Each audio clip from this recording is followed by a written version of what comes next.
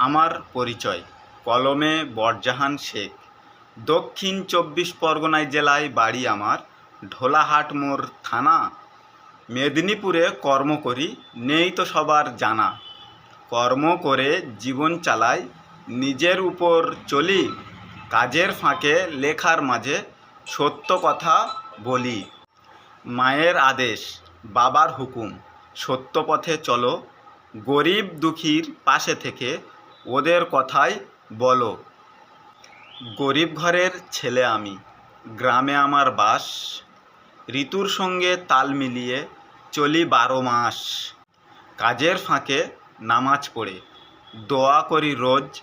সুযোগ পেলেই পাড়াপড়শির খবর রাখি রোজ। গ্রামের মানুষ সহজ সরল, সহজ পথে হাঁটে।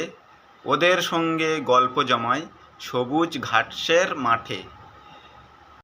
এমন গ্রামে জন্ম নিয়ে আমি হলাম ধন্য। বেঁচে রব সবার তরে ভালোবাসার জন্য।